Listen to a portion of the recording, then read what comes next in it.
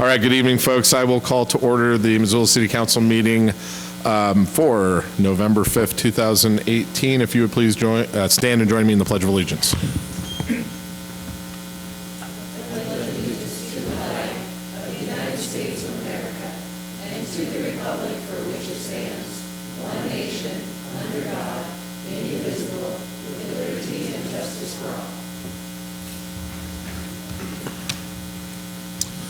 All right, let the record show that we have all council members except for Ms. Jones, Ms. Becerra, and Ms. West, although she's indicated she will be joining us shortly.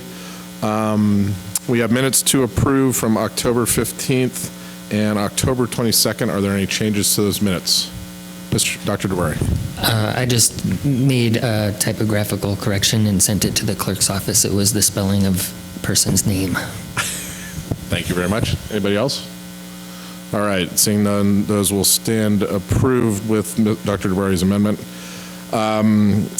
We have the committee schedule. Ms. Raybine. Oh, and let the record show Ms. West is here. Okay, so next week, Monday, the city and other governmental offices will be observing Veterans Day. So there isn't a city council meeting next week, Monday. And so we will be setting committee meetings this evening for the next 2 weeks. The Public Safety and Health Committee will meet at 9:30 on the 7th of November until 9:40. Administration and Finance follows from 9:45 to 9:55. Public Works will meet from 10 o'clock until 10:25, and the Land Use and Planning Committee will meet from 10:30 in the morning until noon. And then the week of November 12th, the Parks and Conservation Committee will meet on the 14th of November from 8:15 in the morning until 9:15. Public Works will follow from 9:20 to 11:20, and Land Use and Planning will round out the day from 12:20 to 1:50. They got a long one. And all those meetings are being held right here in City Council chambers at 140 West Pine Street. Thank you, Mr. Raybine. Any changes to the committee schedule? All right, we'll move on to the public comment period of our agenda. This is an opportunity to comment on items that are not elsewhere on the agenda. Please feel free to come on up to the mic, and if you could, please keep your comments to approximately 3 minutes.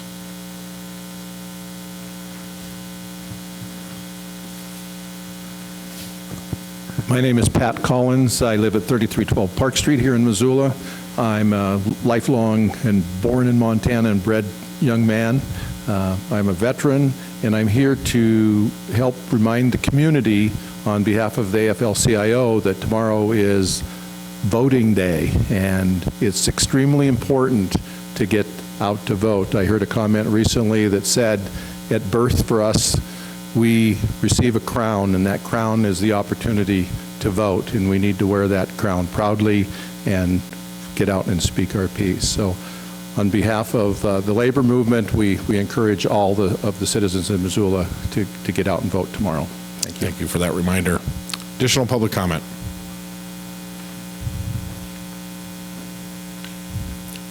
Mark McMillan, Ward 6. In relation to the recent firearms ordinance, I didn't stay for the whole meeting. I couldn't, but I guess some of the council members were pretty disappointed in people not knowing the long-standing park rule. So essentially, I'm down here today. I want to apologize for not knowing that long-standing park rule. In my defense, there's no signs, and I've ever seen anyway. And in my experience, it's common for concealed weapons permit holders to be exempt, kind of like they are with the firearm transfer ordinance passed in 2016, which I think is still in limbo, some kind of legal limbo. In general, I do my best to try to be law-abiding and respect everyone's rules.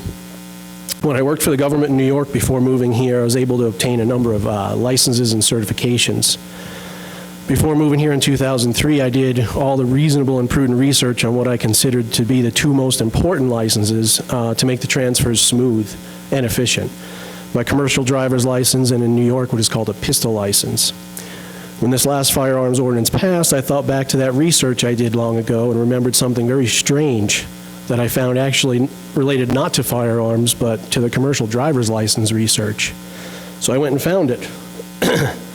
Municipal Code 10.48.060, it's Ward 5, in 23rd Avenue. It essentially states that it prohibits any vehicle or vehicle and load over 8,000 pounds from driving on a section of 23rd Avenue.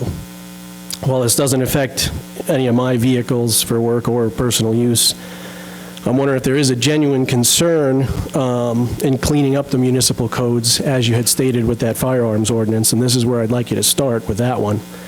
I'm not sure why we have this ordinance. There's no signs. It's on a mountain line bus route with one of the stops right in the middle of it, and if it actually had signage and was enforced, it'd kind of be unreasonable and unfair because buses, garbage trucks, RVs, people towing boats, campers, a lot of other things it'd be illegal to actually drive them on that road, regular city street in my mind.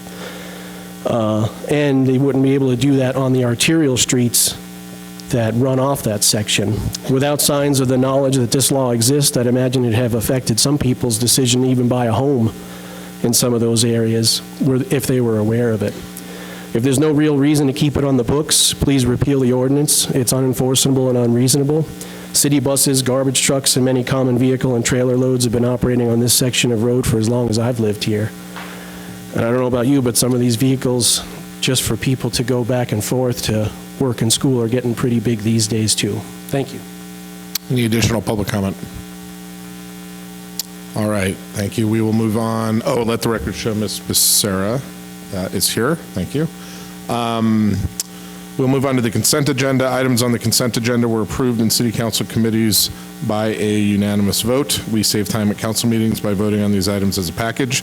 City clerk will read the list aloud so citizens watching on MCAT will know what is on the consent agenda, and we'll invite community comment on these items before we vote. Ms. Rabine.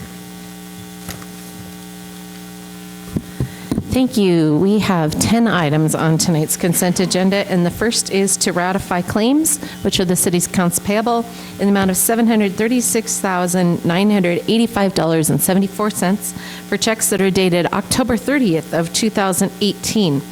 Number 2 is to approve claims in the amount of $845,520.93 for checks that are dated November 6, 2018. Number 3 is a long one. The first, it's a two-parter. So the first part is first reading and preliminary adoption. We're setting a public hearing on November 19th of 2018 on a city-initiated ordinance that generally amends Title 20, which is entitled Zoning, amending Chapter 20.25 entitled Overlay Districts to establish Section 20.25.05 or .075, the NC-MDP, which it stands for Neighborhood Commercial Missoula Development Park Overlay Zoning District, and amend Section 20.25.040G and refer this matter to the Land Use and Planning Committee. The second part is also a first reading and preliminary adoption, and this one is to set a public hearing on November 19th of 2018 on a city-initiated ordinance generally amending Title 20 Missoula Municipal Code entitled Zoning to establish an aviation zoning district and related regulations, amending and renaming Chapter 20.20 from Open Space and Public Districts to Open Space, Public, and Aviation Districts. Sections 20.20.010 through 040 and tables 20.20-1 and 20.20-2, renaming Section 20.20.050 and establishing Section 20.20.060, amending Chapter 20.40, which is entitled Use and Building Specific Standards. It's a tongue twister, it is, relating to wireless communication facilities, amending Section 20.40.160D4 and Figure 20.40-10 and Section 20.40.160F3, and finally amending Chapter 20.105 entitled Use Classifications, Section 20.105.0 20.10A and establishing Section 20.105.55 entitled Aviation, and return this matter to the Land Use and Planning. That is a very long way of saying those are ordinances to add to zoning districts to the city's zoning ordinance with respect to the airport and the development park. Number 4 is to confirm the mayor's appointment of Whitney Meek, Jenny Baker, and Fred Allendorf to the Bicycle and Pedestrian Advisory Board. Terms for Whitney Meek and Jenny Baker will commence immediately and expire on September 31st of 2021, and Fred Allendorf is filling a vacated term that'll commence immediately and expire on September 30th of 2019. Number 5 is to award the purchase of two 2018 Kubota RTV X 1100CW-H rugged terrain vehicles to Big Sky Kubota of Missoula, Montana for a cost of $25,739.83 each, for a total price of $51,479.66. This purchase is part of a cooperative purchase through Sourcewell, which was formerly known as the National Joint Powers Alliance, which is a purchasing group for governments. Number 6 is to approve the purchase of one 2019 Toro Groundsmaster 5900D commercial mower with attachments from Midland Implement of Billings, Montana, for a cost of $95,928. This too is a cooperative purchase through Sourcewell, which was formerly known as the National Joint Powers Alliance, or NJPA. Number 7 is to approve the purchase of one 2019 Bobcat 5600 Toolcat with attachments to Bobcat of Missoula, Montana, for a cost of $63,409.38. And this is also a cooperative purchase through Sourcewell, formerly known as the NJPA. And number 8 has 2 parts. Although a quorum wasn't present, the Parks and Conservation Committee recommends that City Council approve and authorize the mayor to sign the release of right-of-way easement with Northwestern Energy that abandons the existing utility easement through city conservation land that is located in the Tower Street Conservation Area. And the second part of this is, although a quorum wasn't present, Parks and Conservation Committee recommends City Council approve and authorize the mayor to sign a utility easement agreement, easy for me to say, for Northwestern Energy for a new utility easement through city conservation land located in the same place, the Tower Street Conservation Area. Number 9 is to adopt a resolution establishing and supporting the Criminal Justice Coordinating Council, or the CJCC, in Missoula County. And finally, number 10 is to adopt a resolution of intent to annex and incorporate within the boundaries of the city of Missoula certain parcels of land described as Lot A of Lot 1, Lot B of Lot 1, Lot 2A of Lots 2 and 3, and Lots 3A of Lots 2 and 3, Lot 4, Lot 5, and Lot 6 of the Northgate Development Park, plus Tract 1A-1 of the Green Acres Edition, along with portions of Wheeler Drive and Majestic Drive, rights-of-way, and zone those properties M1R-2 in the city.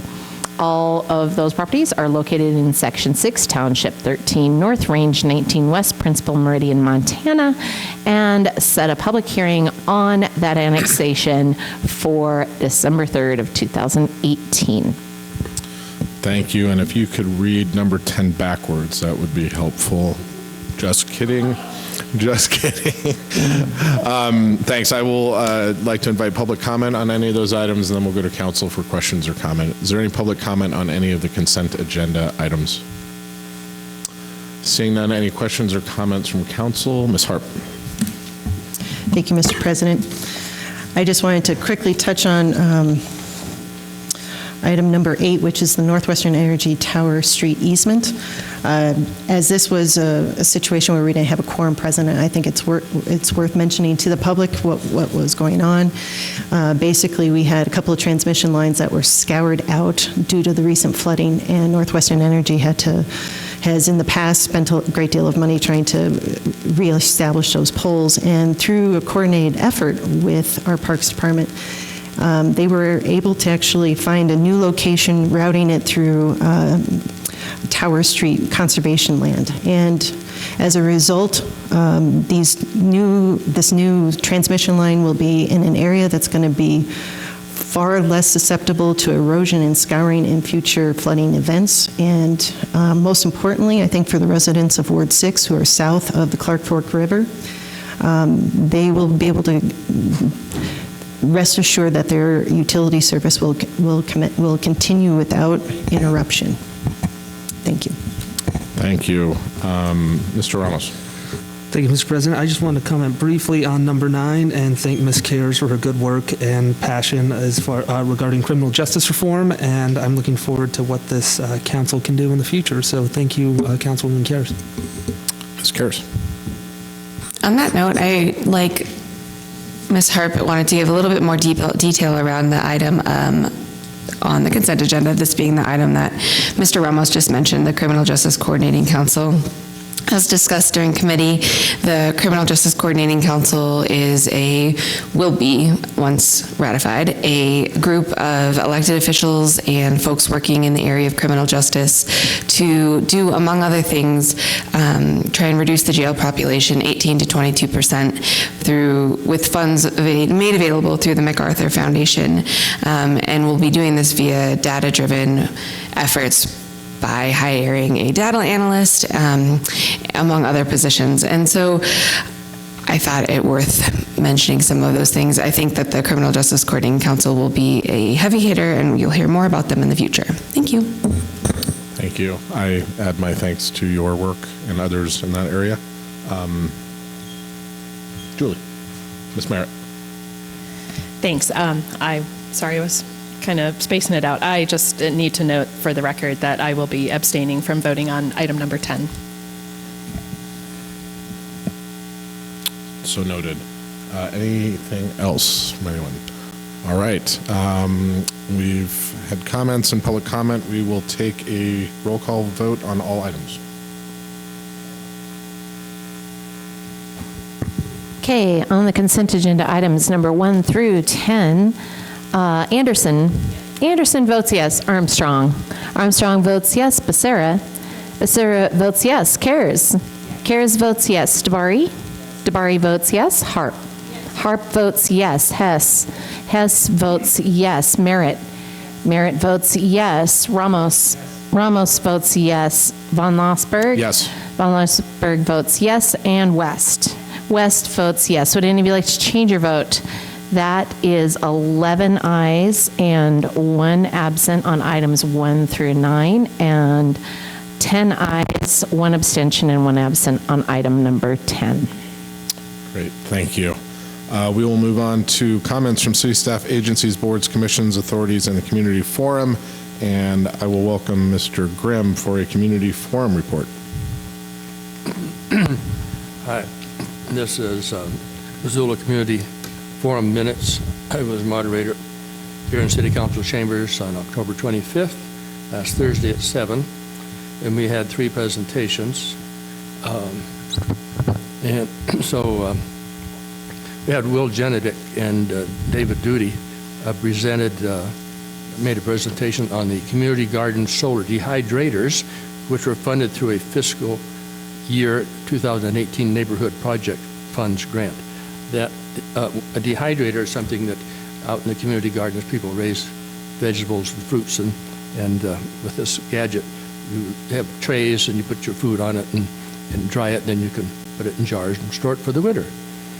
One dehydrator is located at River Road Community Garden, and the other is at the Northside Community Garden. Will and David discussed the idea behind their grant and now how the dehydrators work, and they showed photos of the completed project. Second was an open space space bond and an open space stewardship levy. Elizabeth Erickson discussed the open space bond and open space stewardship levy. They outlined the website that has the history of this bond, as well as information on the bond and stewardship levy that will be voted on tomorrow. And next was the third presentation was design excellence, or standards and guidelines in commercial and downtown corridors. Ben Brewer presented on design excellence. He discussed the reasons why this project was proposed, the zoning overlays and districts, proposed incentives, where to find reference material, and he answered questions. Tom Zavitz presented on the Special District 2 rezoning. He discussed the need for the zoning project and how it relates to the Design Excellence Project, the history of the project, the proposed zoning districts, and he answered questions. Next we had a neighborhood council and community forum. We had a local government citizen advisory. That was Jane Kelly announced plans being made for the Citizens Academy that will be held every Tuesday from January 15th through March 5th. And Community Forum voted unanimously to support this event. Community Forum also voted unanimously to fund a request for reallocated funds for our tabling supplies when we go to events where we try and get people to participate in what's happening here in the city through you people, and the academy and training and the bus tour, and also the money would be covers the Outstanding Neighborhood Volunteer of the Year Award, which the mayor awards here every year to some outstanding neighbor, and then for miscellaneous expenses. Our next community forum meeting will be on November 15th. And I don't know what all the celebration about is tomorrow. I do know, though, that today was National Donut Day, and I participated happily in that. Any questions? Okay. Thank you very much, Mr. Grimm. Oh, and happy Thanksgiving Day. I can't be here then to tell you that, but I wear this jacket every year about this side. My daughter presented to me. She used to inflate all the balloons on 83rd and 85th Street for about 6 or 7 years in New York City. And one time she made a balloon of a 3-story tall turkey that the next year was a U.S. postage stamp. And she graduated from Hellgate High School. Thank you. Thank you very much. We have no public hearings tonight. We'll move on to communications from the mayor and council. I'm obviously filling in for the mayor tonight, so I'll start out very briefly. Appreciate Mr. McMillan's comments, and just in the interest of sort of public education. Indeed, not all of the parks are signed in this regard. Some of them certainly are. I'm most familiar with respect to the firearms ordinance with the West Side Park near Lowell School, because my daughter goes to school there. That one is definitely signed. And I think it's also worth noting that our ordinance as amended is functionally no different than the rules long on the books in Bozeman, Great Falls, and Helena. The Great Falls Tribune has an excellent video that they've put out with respect to firearms in places in Great Falls, and I'd recommend that people take a look at it. On a more somber note, I wanted to, as I'm sure others will mention, recognize Mr. Jack Reedy, who passed away Saturday morning, I believe. I didn't know Jack personally, but I'm certainly familiar with his service to the community and deeply appreciative of that. If my facts are correct, and I want to credit Kayla Spaller for an article I saw on the Missoulian when Jack retired. I believe he served Ward 5 for 22 years. It's quite a length of service for council, served as council president. Jack was a World War II veteran, and I know we all thank him for his service in that regard, as well as what he did here for the city of Missoula. We hope he rests in peace, and we're very grateful for his service. And on that note, we will begin council comments with Ms. Merritt. Thank you. I would like to make note of another great Montanan who passed away not very recently, but who is celebrated today, was identified as Eloise Cobell Day. And I'd like to just read a quick quote from Governor Bullock about Ms. Cobell. She was a determined fighter who refused to let injustice stand. Through her legacy of tireless advocacy for the Blackfeet Nation, she inspired not only members of her tribe, but all Montanans and Americans to stand by their convictions, even in the face of overwhelming opposition. Ms. Cobell was a big hero of mine, so I just wanted to note that today. Thank you. Ms. Harp. Thank you, Mr. President. On this eve of Election Day, I asked Missoulians a couple of questions to reflect upon. And no matter the outcome of tomorrow's results, we will still be here serving and protecting at the local level. And with that, I'm quite optimistic of what we have ahead of us. Lately, we have been inundated by ideologies that attempt to divide us, and tonight I challenge every one of you here, or watching at home, or reporting, to help us find the middle ground and what that is that we have in common. Another great leader of ours, Dan Kemmis, once I can quote, will say, "There is no point in trying to understand city government unless we understand why cities exist at all." And this is from his book, The Good City and the Good Life. So my questions are, why do cities exist? And what makes a city a good city? And last of all, if you have chosen Missoula to live, why did you do so, and why are you still here? So to all of you out there, send us an email. So you can send it to council@si.missoula.mt.us with a subject of a good city. What was that, Julie? Did I say it? council@ci.missoula.mt.us. Let's focus on the positive. Let's forget about the negative that tends to run rampant at this time of our lives. Let's really kind of think about what makes Missoula a special place. That makes our job here sitting in these chairs a heck of a lot easier if we know what we can work towards. Thank you. Thanks. Ms. Anderson. Thank you for that, Councilwoman Harp. And I appreciate the comments from the gentleman who spoke at the very beginning about our rights and how privileged we are to live in this country and have the ability to every year exercise our right to vote and have our voices heard. So I do add my voice to that, encourage Missoulians to exercise that right that so many have. There has been hundreds of years of arguments and wars fought over, and you honor all of those people who came before us by going out and exercising your right to vote. A couple just housekeeping things around that. If you have a ballot and it's sitting on that pile of mail on your dining room table, do not put it in the mail. You need to go and hand deliver it.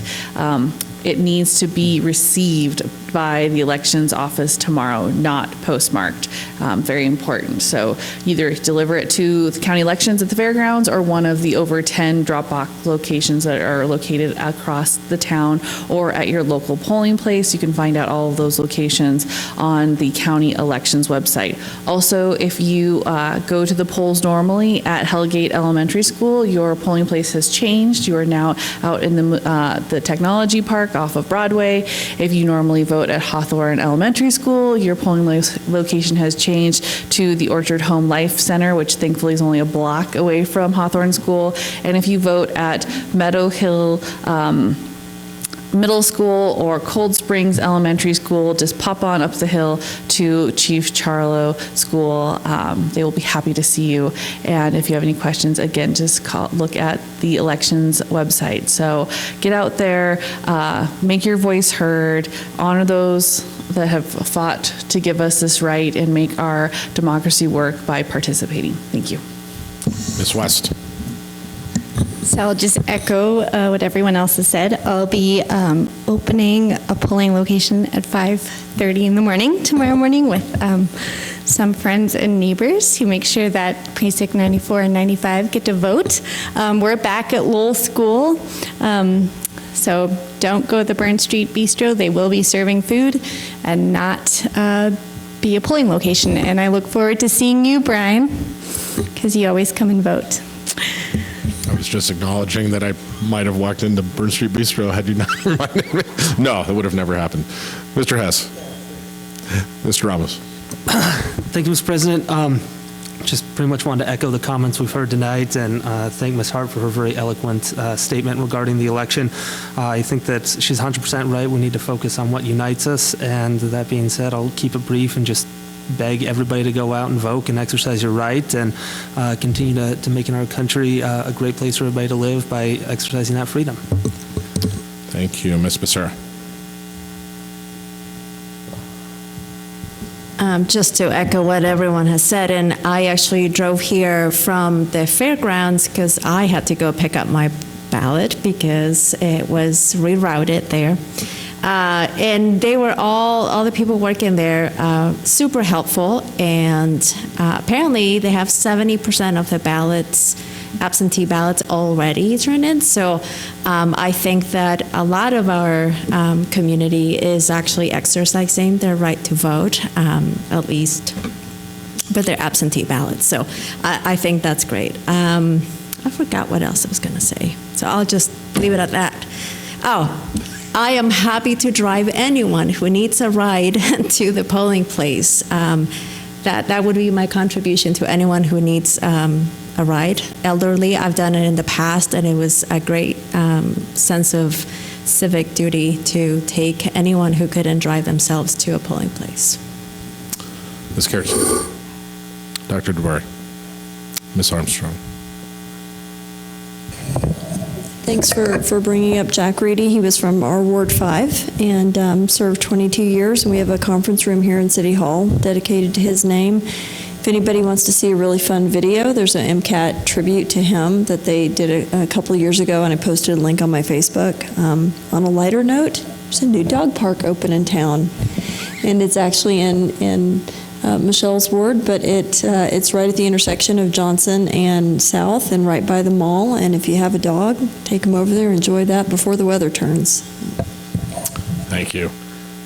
We have no committee reports, it appears. Are there any items of new business? I don't see any items of new business. Are there any additional items to be referred?